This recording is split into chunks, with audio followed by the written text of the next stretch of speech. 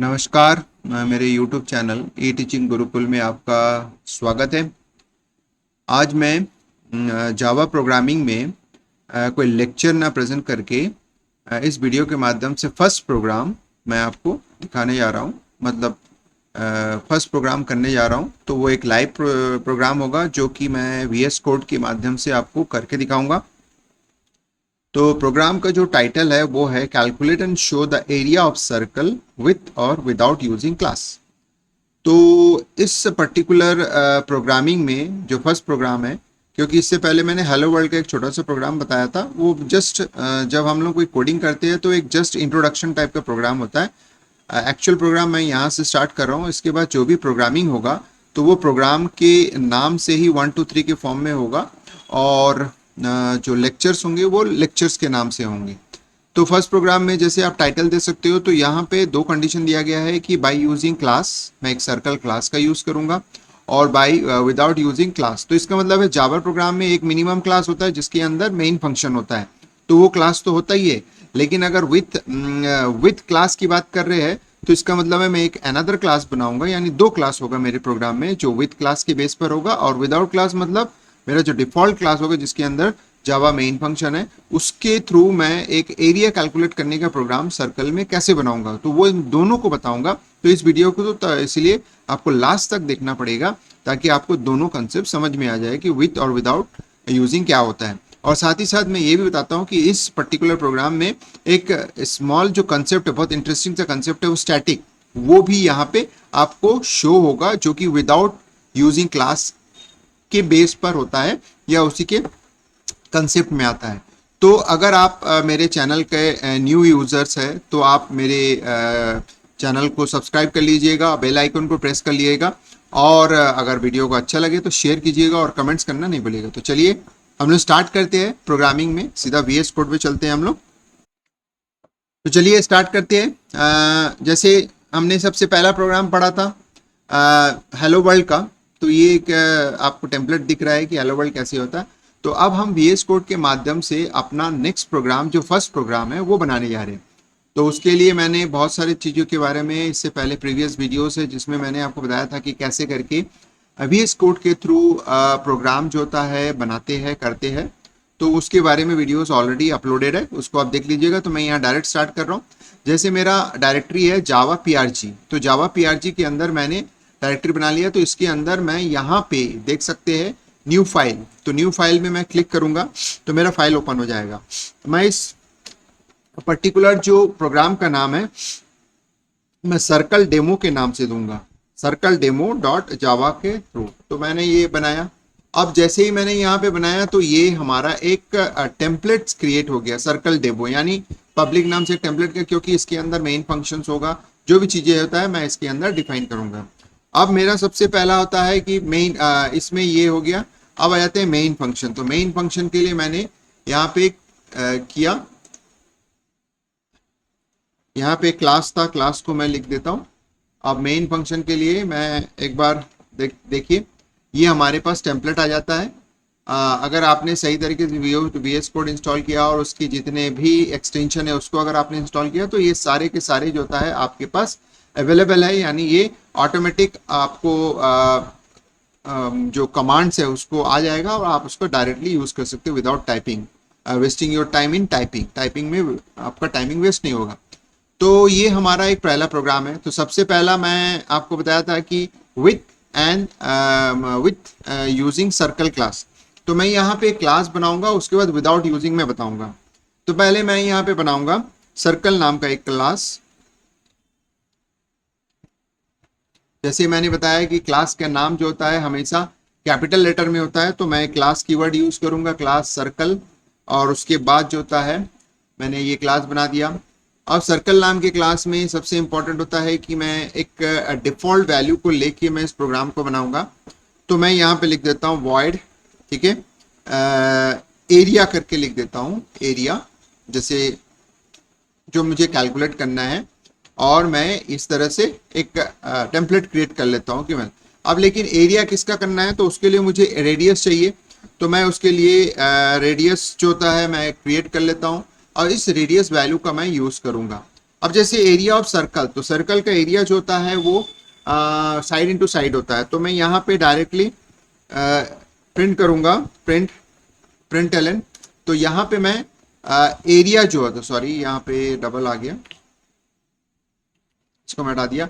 अब मैं प्रिंट करूंगा, तो प्रिंट के लिए मेरे पास जो होता है, मैंने रेडियस को पास किया है, रेडियस इनटू रेडियस, अगर मैं डबल टाइम कर देता हूं तो ये काम करेगा। अब जैसे मैंने अपना एक क्लास बना लिया, ऑलरेडी क्लास क्रिएट हो गया, तो विथ यूजिंग क्लास अगर मैं करना चाहूंगा तो सबसे पहला चीज होता है कि मेन के अंदर मुझे डिक्लेयर करना पड़ेगा ऑब्जेक्ट ऑफ क्लास सर्कल। तो सर्कल का ऑब्जेक्ट मैं क्रिएट कर लेता हूं। जैसे कि ऑब्जेक्ट मैंने बना लिया, ऑब्जेक्ट मैंने क्रिएट कर लिया, न्यू कीवर्ड यूज करके सर्कल का ऑब्जेक्ट बना लिया। अब मैं इसका यूज करके डायरेक्टली उसको कॉल करूंगा और उसका मुझे दिखने लगेगा आंसर। तो चलिए हम लोग देखते हैं, ओबीजे डॉट एरिया करके मैं यूज करूंगा। तो देखिए एरिया में जो कंपलसरी है वो आपको एक मेंशन कर रहा है, मतलब एक तरीके से आपको टिप्स दे रहा है कि हिंट दे रहा है कि आपको एक वैल्यू पास करना है। तो मैंने पास कर दिया 5। तो जैसे ही आप 5 पास करोगे तो ये ओके हो गया और इसमें कोई सिंटेक्स एरर आपको नहीं दिखेगा। तो you can see that there is no syntax error. अब मैं इसको रन करता हूं, तो जब मैं इसको रन करूंगा यू कैन सी दैट कि ये कैसे रन करता है। तो जैसे मैं जस्ट क्लिक किया तो ये रन करेगा। ये कुछ प्रॉब्लम बता रहा है इसमें,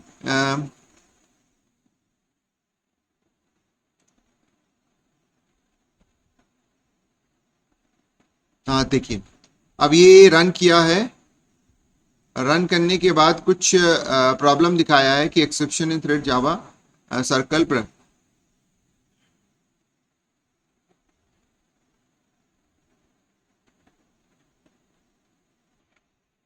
हाँ तो देखिए मैं इसको रन कर रहा हूँ, कुछ सिंपल सा टेक्निकल प्रॉब्लम था, वो हो जाता है। तो मैं इसको जैसे रन करता हूँ, तो जैसे ही रन करता हूँ तो यू कैन सी दैट ये आपका नीचे ये आपको देख सकते हैं कि नीचे 25 लिखा हुआ आंसर आ गया, यानी 5 का 25। उसी तरह से मैं आपको सेकंड भी रन करके दिखा सकता हूँ। जैसे मैं एक और वैल्यू पास करता हूँ, जैसे मैं पास करता हूँ 15। तो 15 का जो वैल्यू है पास करने से ये आपको रन करके आपको 15 दिखाएगा। यू कैन सी दैट ये आंसर विल बी 15। आप यहाँ पे देख सकते हो ये 225 आपका आंसर आया है। तो इस तरह से मैं इस प्रोग्राम को विथ सर्कल क्लास का यूज करके मैंने, तो यानी क्लास मैंने यहाँ बनाया, तो यानी मेरे प्रोग्राम का जो एक पोर्शन है उसको मैंने करके दिखाया। अब मैं इसी प्रोग्राम में एडिशनली मतलब मैं दो चीजों को बताऊंगा। यानी इस क्लास को अगर मैं हटाता हूं, अगर मैं इसको हटा देता हूं तो मैं इस प्रोग्राम के माध्यम से दूसरा प्रोग्राम भी बना सकता हूं। लेकिन मैं इस क्लास को रखते हुए मैं दूसरा ऑप्शन जो मैं बोला हूं विदाउट यूजिंग क्लास, वो कैसे करूंगा वो भी मैं आपको बता देता हूं। बट ये क्लास को मैं यहाँ पे रखता हूं। अगर मैं इस क्लास को रखता हूं तो यू कैन सी दैट कि मैं दोनों तरीके के प्रोग्रामिंग एक ही में कर सकता हूं, जिसमें आपको दोनों चीजें पता चलेगा कि विथ क्लास अगर करना है तो यही प्रोग्राम आपको एक एग्जांपल देगा विथ क्लास कैसे होगा, कौन कौन सी चीजों को आपको यूज करना है, और विदाउट क्लास अगर करेंगे तो कौन कौन सी चीजों को अगर आप हटाएंगे, जो मैं इस पर्टिकुलर वीडियो में आपको बताऊंगा आगे। तो आप चलते हैं कि विदाउट यूजिंग क्लास, तो इसका मतलब है मैं इस पर्टिकुलर फंक्शन को कॉपी करके सर्कल डेमो के अंदर ले जाता हूं, और उसके बाद जो मेरा कंसेप्ट है विदाउट यूजिंग क्लास वो भी काम करने लगेगा। तो मैं इसको इस तरह से ले गया। अब मेरा जो क्लास वाला पोर्शन था वो मैंने रहने दिया, लेकिन मैंने उसको यहाँ पे हाइड कर दिया स्क्रॉल डाउन करके। और मेरे पास यहाँ पे ये चीजें हैं, ऑलरेडी मेरे पास बने हुए ये ऑब्जेक्ट्स हैं। इसको चाहे तो मैं यूज कर सकता हूँ, चाहे तो मैं इसको हटा सकता हूँ। अब आते हैं कि अगर मुझे इसको यूज करना है, यानी आप जैसे देख सकते हैं कि मैं अपने सर्कल डेमो के अंदर हूं और सर्कल डेमो में ही मैंने ये क्लास को डिक्लेयर किया है।